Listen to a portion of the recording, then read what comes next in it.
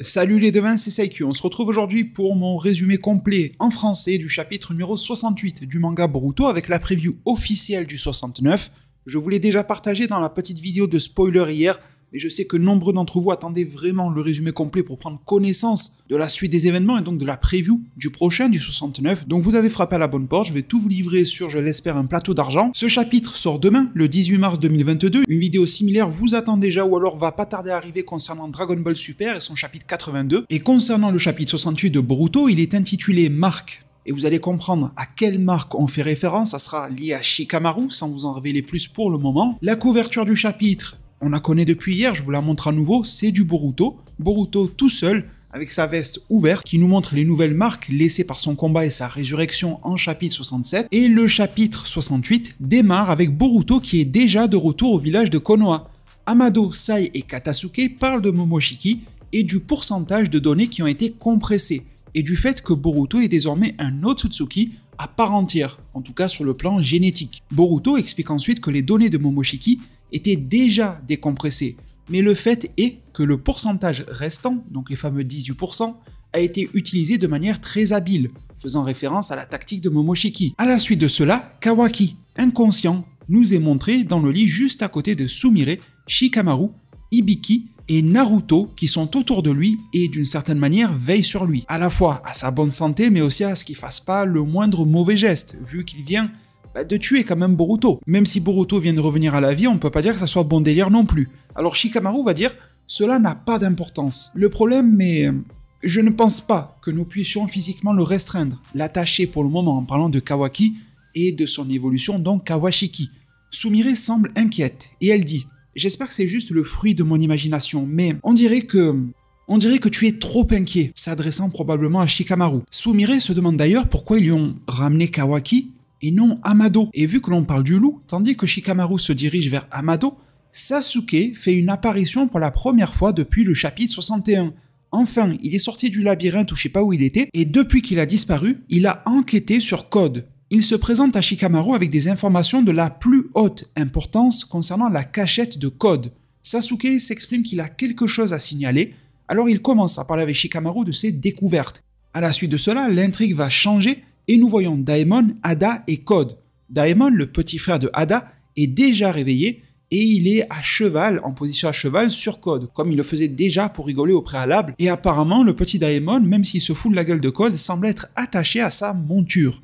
Ada parle d'elle, de son propre cas, et du partenariat qu'elle a fondé avec Code, qui ne fonctionne que si elle obtient Kawaki, et qu'en échange, elle l'aide à conserver sa force, en tout cas à récupérer sa force, faisant référence à la levée de ses limitations. La scène change à nouveau, et nous voyons que Shikamaru porte une marque de griffe posée par Code. La théorie s'avère ici. Lorsqu'il était otage, Code en a profité pour poser des pions. Shikamaru ne s'est a priori rendu compte de rien. Ce même Shikamaru entre seul dans le bureau de Amado. Il se met à parler à ce dernier et se demande s'il fait bien de supposer que la réincarnation de Momoshiki ne se produira plus. Shikamaru va donc attraper Amado par le col, plein de colère et de frustration, et Amado va s'étonner, va lui demander « Mais qu'est-ce qui se passe tout d'un coup? Tu veux me casser la gueule? C'est un petit peu bizarre. » Il comprend que Shikamaru est plutôt énervé, mais quand même. Et la scène transite encore vers Mitsuki, Sarada et Boruto. Sarada est proche de Boruto et elle essaye d'enquêter sur sa marque. Jubi, le démon à 10 queues, est mentionné par Mitsuki en référence au fait que Boruto est désormais un Otsutsuki à part entière, et Mitsuki mentionne la nouvelle manière dont Code va cibler Boruto désormais, ce qui fera du fils de Naruto le fruit parfait pour être dévoré par Jubi. Pour entamer la deuxième partie de chapitre, alors qu'il parle de Boruto et de Code, Sasuke apparaît en disant que Sarada a raison. Il apparaît comme ça, presque par magie, les enfants ont l'air extrêmement heureux de revoir Sasuke. Sarada va même crier « Papa », elle est super heureuse de le revoir. La scène laisse place à la joie, et Sasuke va ramener cela de manière un petit peu plus terre-à-terre et informe l'équipe 7 de son ennemi Code qu'il ne faudra pas sous-estimer, et que sa prochaine cible apparente sera très sûrement Boruto. La scène revient à Shikamaru et Amado. Beaucoup de transitions, vous l'avez remarqué, mais ça reste très informatif. Un chapitre sans combat, mais avec pour le moment une intensité des plus palpables. Shikamaru interroge Amado sur la raison pour laquelle il a reconfiguré le Kama de Kawaki, et de surcroît sans obtenir le consentement de Kawaki, de Naruto, de Shikamaru et des autres. Amado va rétorquer en disant que au moins maintenant, Kawaki dispose du pouvoir de protéger Naruto et de vaincre ses ennemis. La tension va alors monter énormément entre Amado et Shikamaru, et apparemment leur face-à-face est plutôt animé. Shikamaru n'apprécie ni les actes, ni le comportement, et encore moins la mentalité et les paroles de Amado. Pendant que Shikamaru et Amado ont une conversation qui fait presque office de confrontation, Code apparaît à partir de la marque qu'il a placée dans le cou de Shikamaru. Il vient surprendre totalement Shikamaru et Amado, il les interrompt et Amado semble même désespéré lorsqu'il va prononcer le nom de Code. Ce dernier va tout simplement le saluer en retour. Code dit tout en demandant à Amado de lever ses limiteurs afin qu'il puisse retrouver toute sa force. Amado est horrifié et confus que Code se soit introduit de cette manière-là dans le village. Ce même personnage qui va s'exprimer en disant qu'en un clin d'œil, les ninjas sentiront la présence de Code et ils seront là en un instant. C'est une sorte de menace envers Code pour le dissuader et le forcer à rentrer. La scène transite une fois de plus avec Ino, car Amado a vu juste.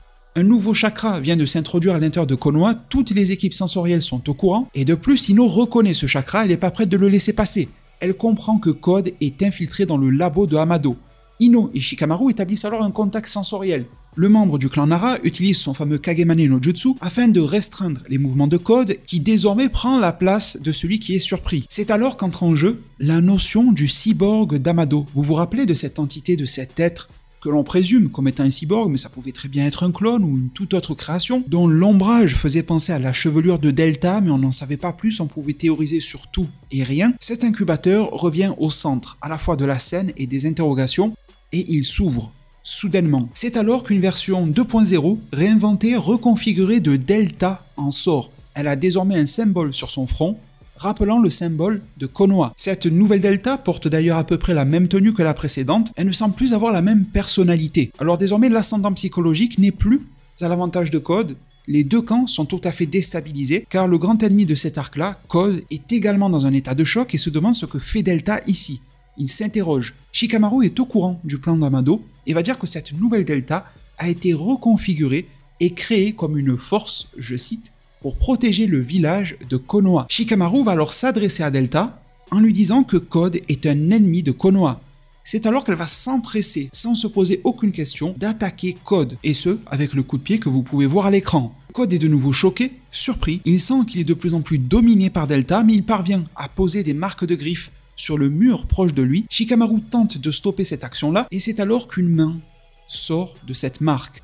Cette nouvelle marque n'a pas été posée dans le simple but de permettre à Code de s'échapper, mais d'amener ici un autre personnage, pour faire en sorte que la scène s'envenime encore plus. C'est alors qu'à l'approche de la conclusion du chapitre, une pleine page nous fait la démonstration de l'entrée en scène de Ada. Ada, la sœur de Daemon, celle avec qui Code a conclu un pacte, elle fait face à tout ce beau monde, y compris Delta, et le chapitre se termine par Amado, terrorisé, effrayé, bégayant le nom de Ada. Alors de son côté, pour le chapitre prochain, que vous pouvez attendre aux alentours du 20 avril 2022, je vous affinerai la date prochainement, que ce soit sur mes réseaux sociaux et sur mes autres vidéos, eh bien il nous est dit que le chapitre 69 va enfin nous montrer Ada qui se joint à cette scène et nous pose la question de savoir si la levée des limitations de Code peut-elle être empêchée ou non. Ceci vient définitivement conclure ce résumé du chapitre 68 du manga Boruto. J'espère qu'il a été des plus exaltants pour vous et également que la projection vers le 69 est des plus plaisantes. J'attendrai bien sûr comme d'habitude de lire le chapitre dans son intégralité pour le juger, mais j'ose présumer que ce chapitre sera qualitatif, je l'espère de tout cœur. Ce résumé me met en bonne posture en tout cas pour le penser. Dites-moi en zone commentaire si vous partagez mon optimisme par rapport à ce chapitre-là. Enfin, un chapitre qui met de côté le combat pour développer des scènes qui sont intéressantes. La preuve qu'il n'y a pas besoin de combat H24 pour développer un beau récit, quelque chose de prenant, de captivant, et pour que l'on se sente impliqué à l'intérieur de cette histoire qui nous est dépeinte.